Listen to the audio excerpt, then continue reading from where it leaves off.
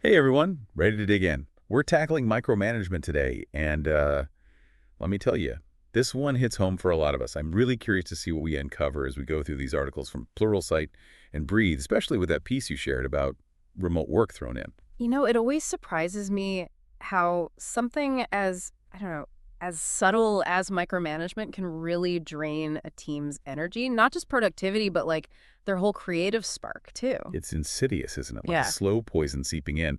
And the worst part is, you don't even have to be a manager to have experienced it firsthand. Ever feel that presence over your shoulder questioning your every move? Not a fan. Ugh, the worst. It just eats away at you. I think that's why it's so important we really define what we're up against here.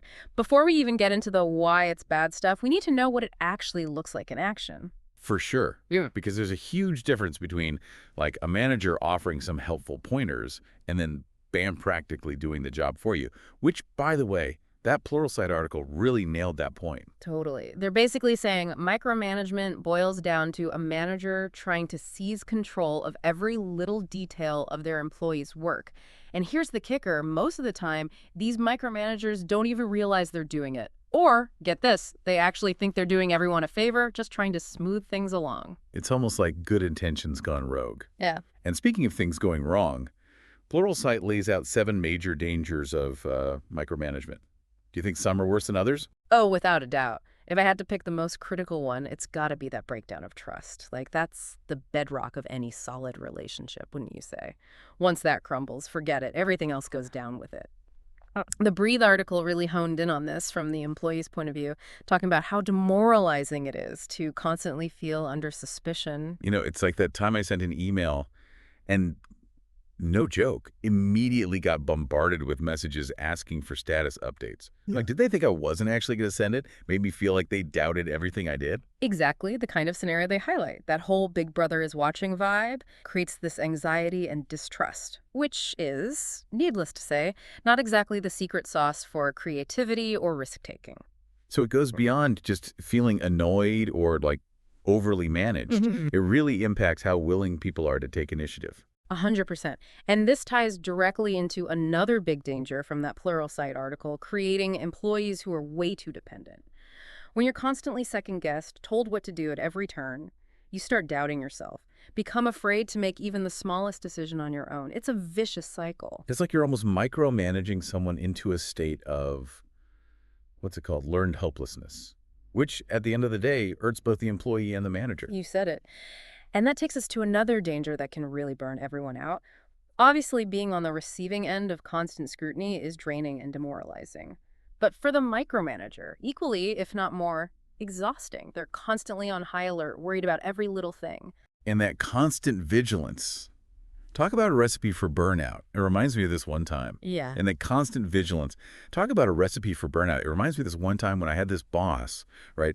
And they insisted on approving every single email, every single one, before it went out. Oh man, I can only imagine. Talk about a productivity killer. I felt like I couldn't even breathe without getting their permission slip signed. It's amazing how fast that kind of environment sucks the life out of a team. And, speaking of things that drain the energy, both articles kind of hinted at something I found pretty interesting, like the psychology behind these micromanagers. What's really going on under the surface, that drives that kind of behavior? Right, because it's easy to just slap a label on someone, call them control freak, and be done with it. But something tells me it's rarely that straightforward. You hit the nail on the head. That Breathe article really digs into some of the key motivators. And one that really resonated with me was this idea that at its core, a lot of micromanagement stems from fear. Fear. Wait, like they're afraid their team's going to mess up and make them look bad? Well, yeah, there's definitely an element of that, but it goes even deeper, I think.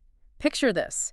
You've got a manager who just got promoted, right? They were killing it in their old role detail-oriented, always hitting deadlines, the kind of person who made their boss look like a rock star. Okay, I see where you're going with this.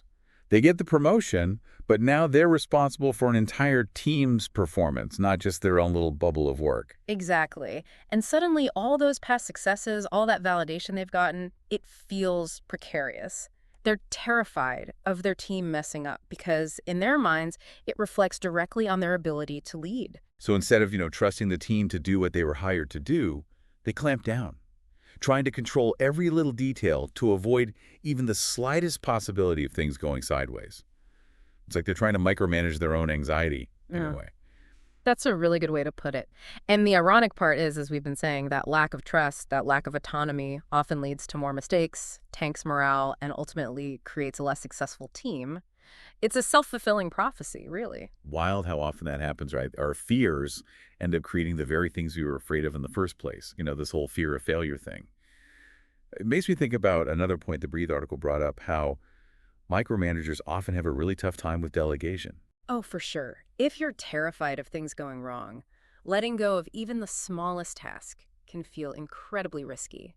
It's like you're handing over the reins to your perfectly controlled world and just hoping for the best. Which, as we've established, can backfire spectacularly. Yeah. So we've got fear, this potential lack of trust in their team's abilities. Yeah. What else is fueling this micromanagement fire? Well, the Breathe article mentions a really interesting point from the Harvard Business Review, suggesting that some micromanagers might actually be more comfortable in their old roles, the ones where they were responsible for their own individual tasks. Maybe they were amazing at crunching numbers or designing websites, but that transition into being a leader, the kind who empowers and guides others, they haven't quite made that leap. So it's not always about a lack of trust in the team, but maybe a lack of confidence in their own managerial abilities. That's a really interesting angle. Right. It really makes you wonder if some of this micromanagement is coming from simply not knowing how to manage any other way. It's like they haven't been given the tools or training to lead effectively, so they fall back on what they know, controlling every single thing. It's like handing someone a scalpel and saying, all right, get to work, operate. Okay. They might have the best intentions, but without the right skills and knowledge, it's not going to end well. Exactly. And just like surgery requires specialized training, so does effective leadership. But there's one more factor we haven't even touched on yet. The elephant in the Zoom room, so to speak. You mean the whole remote work thing? That excerpt you sent got me thinking, how is this shift to more flexible work playing into all of this? It's fascinating, isn't it? You'd think remote work would practically force managers to give their teams more autonomy, right? You can't exactly look over someone's shoulder when they're miles away. That's exactly what I thought. Eh, But I'm sensing it's not that simple. Not even close. That lack of physical presence, that excerpt suggests it might actually make some managers even more prone to micromanagement. Like they're overcompensating for the distance by tightening the reins, even if it ends up being counterproductive. So they're basically clinging tighter to control because they can't physically see what their team's doing, trying to micromanage the uncertainty. You got it. The excerpt actually mentioned things like, requiring employees to send messages at the start and end of each workday, or constantly asking for updates on even the tiniest tasks. Classic micromanager tactics in the remote world. Which, let's be real, achieves nothing except creating that feeling of being constantly watched. Like they're trying to recreate that always-on office environment even though everyone's miles apart. It all comes down to control and surveillance, as opposed to trust and empowerment. Which leaves us to a pretty crucial question, especially with more and more companies embracing these flexible work setups. So with remote work potentially adding fuel to the micromanagement fire, where does that leave us? It seems like this could really create a perfect storm, especially as more companies go remote. It's a real concern, for sure, and it just highlights why it's so crucial to get this whole micromanagement thing, really get it. Because it's not just about those little annoying habits or, my boss likes to hover a little too much. This stuff has a ripple effect, impacts everything from how happy people are at work to a company's ability to innovate and actually thrive. We talked about how it can really damage morale, squash creativity, and even take a toll on people's health with all the stress and burnout. And, those individual struggles, they add up. They hold a team back. Exactly. Teams become less effective, new ideas get stifled. It's the entire organization that ends up suffering. Like that old saying, you're only as strong as your weakest link. Micromanagement, it weakens those links one by one until the whole thing falls apart. And in today's world, where being able to adapt and innovate is more important than ever, companies can't afford those weak links, right? So how do we fix it? Is it as simple as telling these micromanagers, hey, back off, trust your team a little? Oh, I wish it were that easy. It's not quite as simple as flipping a switch, is it? It's more nuanced than that. It takes a multifaceted approach, I think, and it all starts with awareness. You mentioned you've experienced this firsthand, so you know how demoralizing it can be. But the micromanager themselves, they might be totally clueless about the impact of their behavior. It's true. I've definitely been in those situations where I didn't even realize I was being micromanaged until way later. It was just, I don't know, the water we swam in that work environment. And that's exactly why it's so important to drag these behaviors out into the open, shine a light on them, help both managers and employees recognize the signs, understand the damage it can do. That list of 7 dangers from the Pluralsight article, that could be a really good starting point for a manager to check in with themselves, see if any of those patterns sound familiar. The self-awareness checklist, kind of. Exactly. But of course, awareness is just the first step. Then what? How do we actually help people shift from that place of, I don't know, control and fear to a place of trust and empowerment? The million-dollar question. And this is where it gets really interesting, I think. Remember when we were talking about the fear factor? How a lot of micromanagement comes from a manager's own insecurities, their own anxieties? Right. Like they're trying to wrangle their own fear, but it spills over onto everyone else. Exactly. So if we're saying fear is at the root of all this, maybe, just maybe, the antidote is empowerment. Instead of trying to control every little thing, what if managers focused on creating an environment where their teams felt empowered to, really own their work, to do their best work? Right. It's a complete shift in mindset, going from I need to control everything to I need to empower my team to succeed. That's a big deal. Huge.